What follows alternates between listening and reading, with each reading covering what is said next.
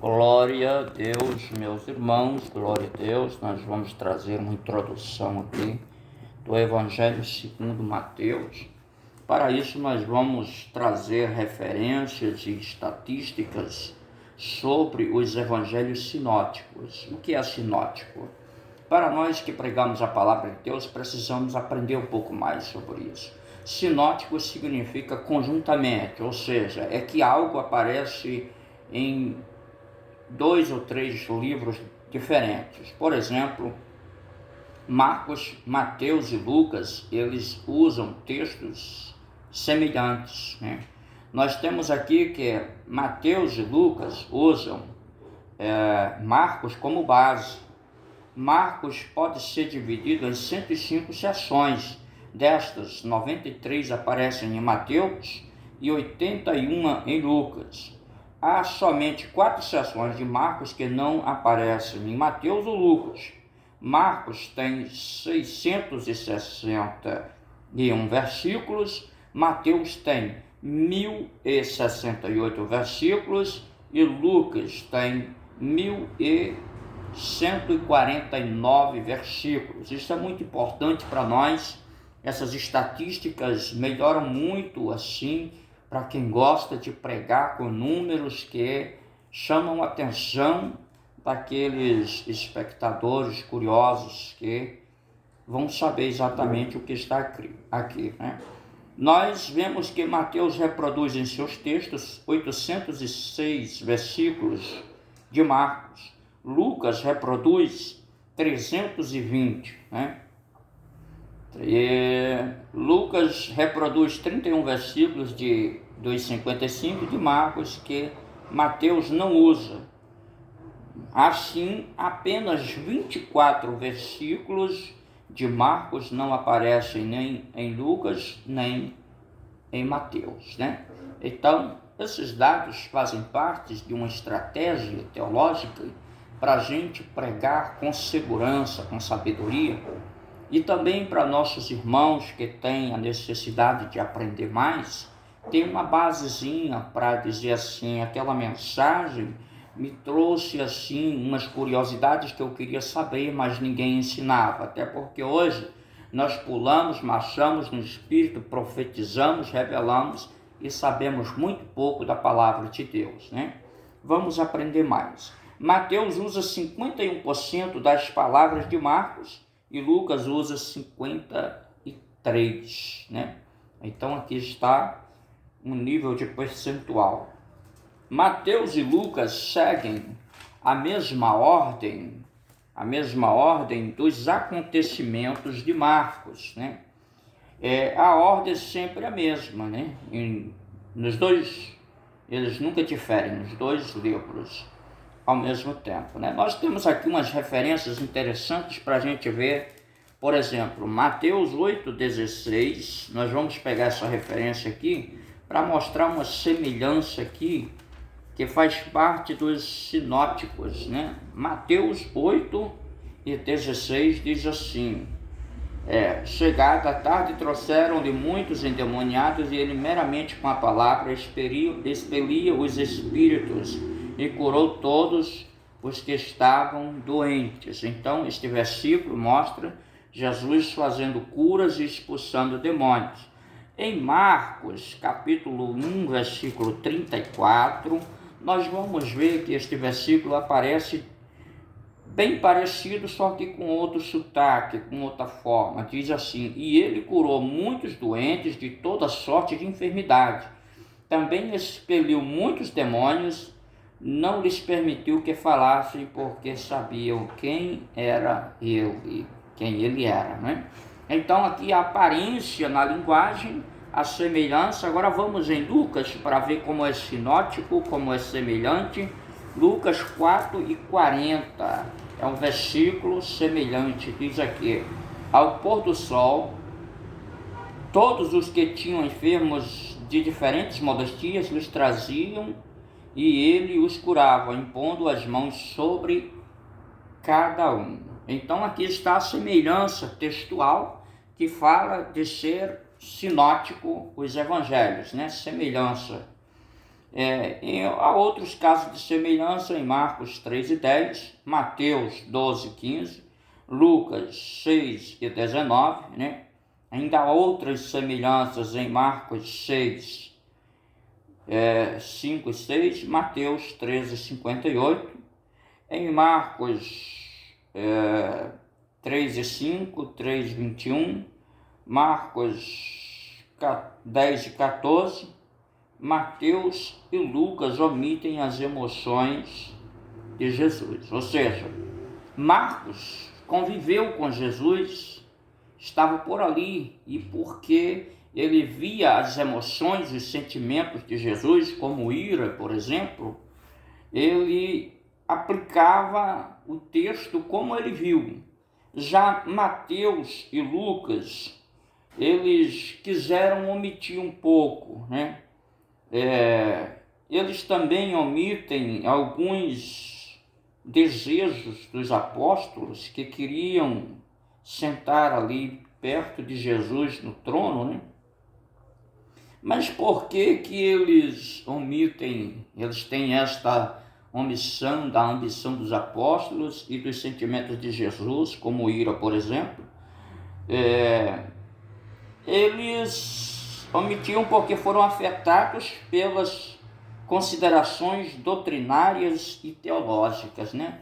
Porque alguns eruditos vão nos dar uma ideia de que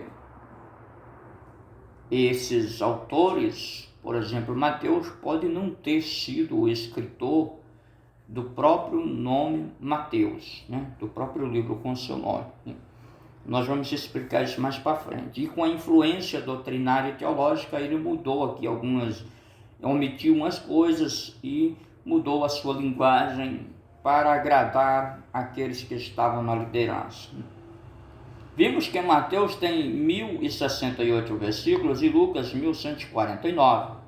E entre os dois se reproduzem 582 versículos de Marcos. Isso significa que Mateus e Lucas têm mais material que oferece ali Marcos, né? Então, eles oferecem um material maior, um material mais, às vezes, detalhado, mais explicativo, e provavelmente querendo agradar a algumas pessoas que estavam por trás disso, né? Os versículos adicionais, isso me chamou muita atenção, é que no Evangelho segundo São Marcos, existem aqui uma quantidade de versículos que os outros versículos adicionais não aparecem em Marcos, né? Aparecem em Mateus, por exemplo, 200 versículos. Esses 200 versículos de Mateus, que não aparecem em Marcos, esses versículos é que vão dar aqui uma conotação a respeito da autoria do livro e o valor próprio, né, do autor e a sua direção, o seu interesse pelo material que seria escrito, né, foi adquirido e depois seria escrito, né. Veja que esses 200 versículos, eles vão falar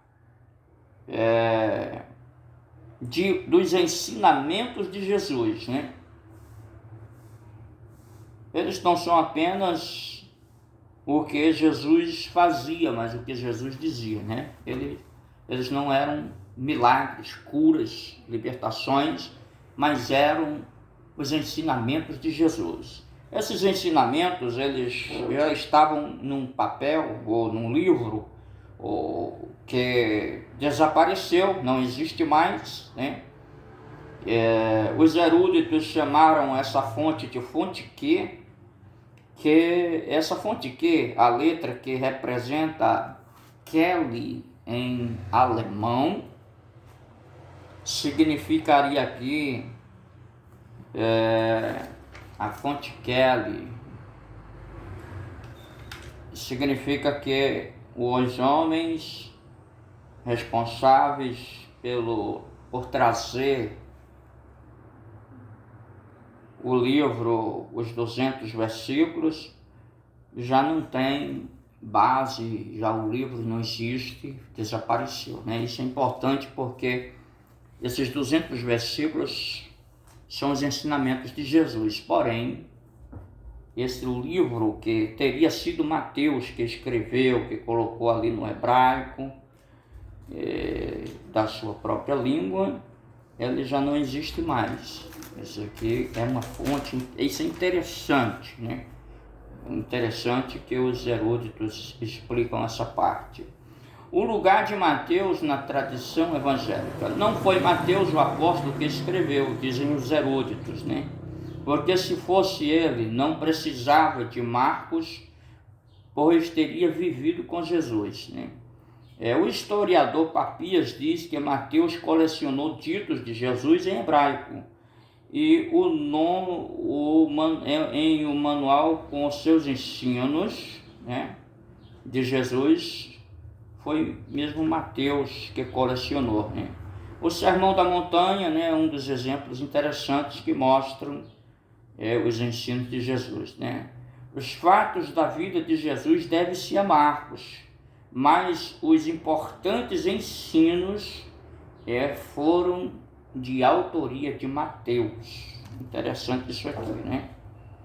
O Evangelho no meio dos judeus, o Evangelho de Mateus, ele tenta explicar aos judeus que Jesus é o Messias, é o Rei, é o prometido, e que todas as profecias do Antigo Testamento se cumpriram em Jesus. Isso é importante para mim e para você saber que o autor do livro queria convencer os seus próprios compatriotas, pessoas da mesma nação, os próprios judeus, era um judeu querendo convencer os outros judeus de que Jesus era o Messias. Para isso ele usou a expressão tudo isso foi feito para que se cumprisse o que foi dito pelo profeta, né? Essa expressão, tudo isso foi feito para que se cumprisse o que foi dito pelos profetas, ou pelo profeta, aparece 16 vezes no Evangelho de Mateus,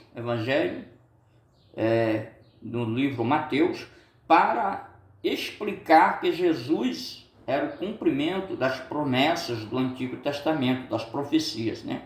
Mateus se interessa pelos judeus, tem uma referência aqui, Mateus 15, 24, Mateus 10, versículos 5 e 6. Ele se interessa pelos gentios, mostra aqui Mateus 8, 11, Mateus 24, 14 e Mateus 28 e 19, né, que fala de fazer discípulos e de fazer discípulos de todas as nações. É um versículo que mostra o momento em que Jesus vai autorizar ali e de, portanto, fazer discípulos de todas as nações, batizando em nome do Pai, do Filho e do Espírito Santo.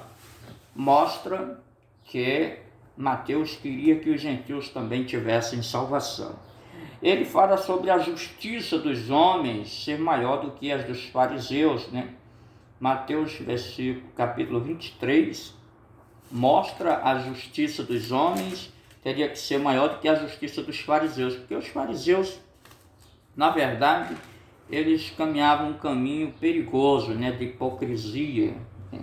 Mateus 23 e 23, nós teríamos que ter uma justiça maior do que aqueles homens, né? Diz assim: ai de vós, escribas e fariseus, hipócritas, porque dais os dízimos da hortelã e do endro e do cominho, e tendes negligenciados os preceitos mais importantes da lei, a justiça, a misericórdia e a fé. Deveis, porém, fazer estas coisas sem omitir aquelas, né? Vê que aqui os fariseus estavam com toda a sua hipocrisia, né?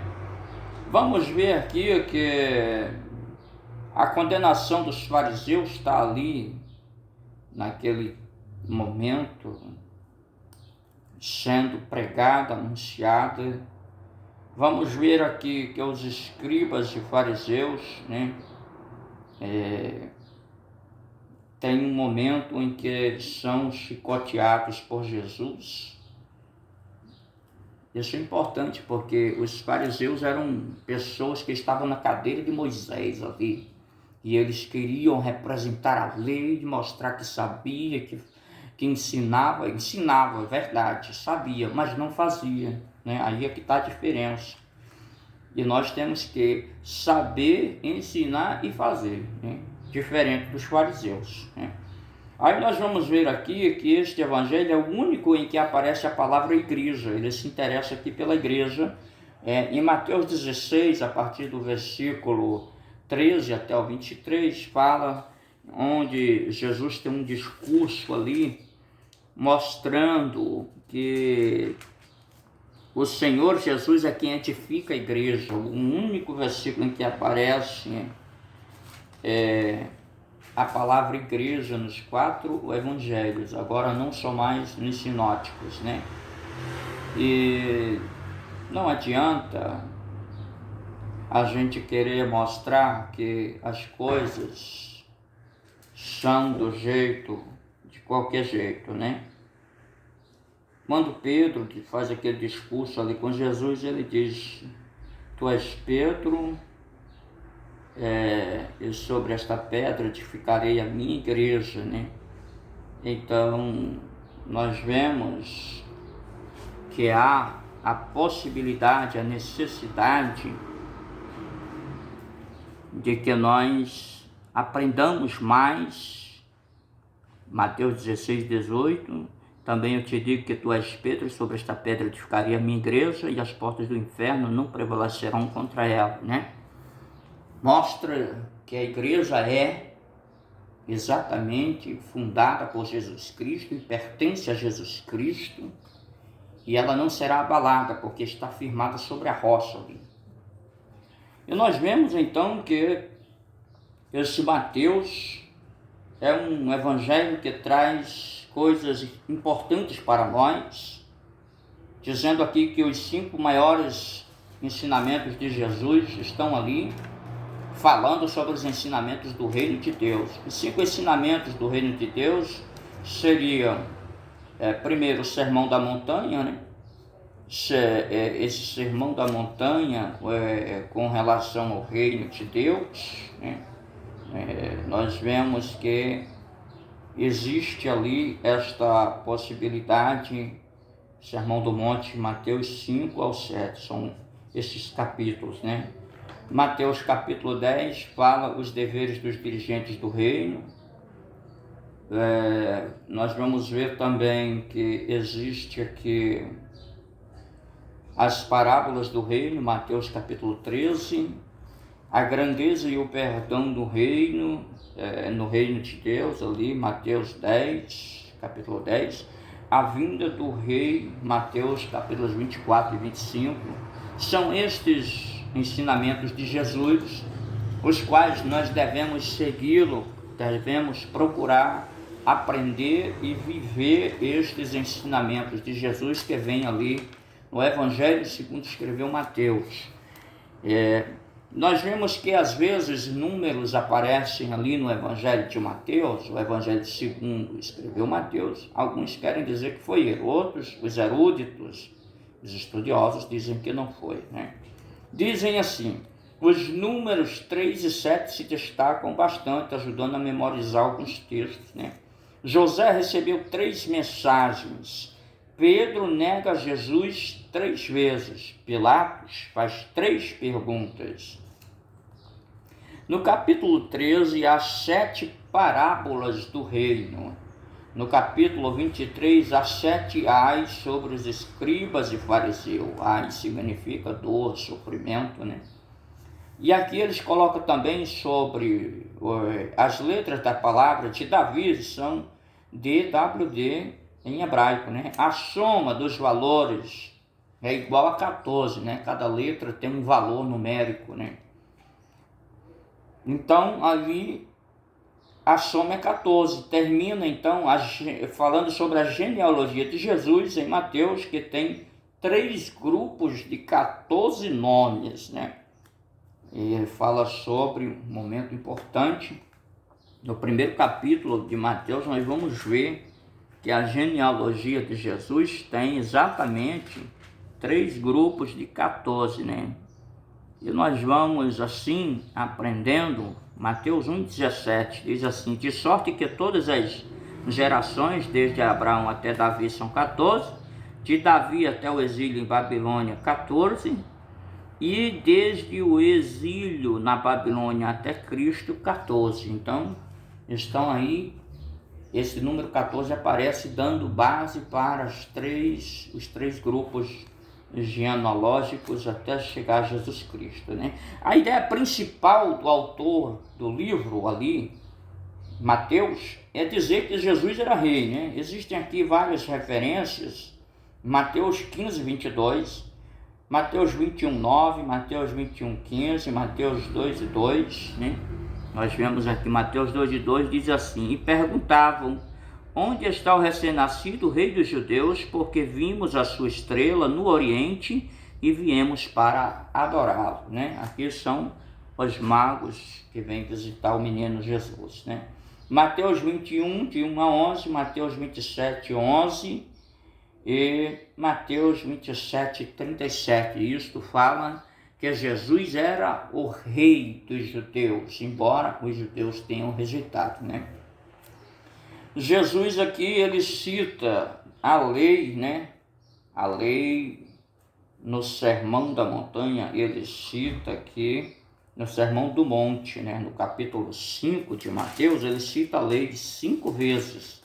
Nós vamos ver aqui algum momento, no versículo 21, Jesus diz assim: ouviste que foi dito aos antigos, não matarás, e quem matar estará sujeito a julgamento, né?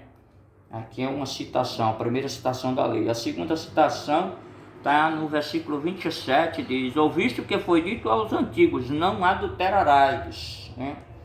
No versículo 34, a terceira citação, Jesus diz o seguinte: eu, porém, vos digo, de modo nenhum jureis nem pelos céus, pois é o trono de Deus, né? Por ser o trono de Deus. Não julgue pelo céu, por ser o trono de Deus. Versículo 34. Versículo 38 diz: ouvistes o que foi dito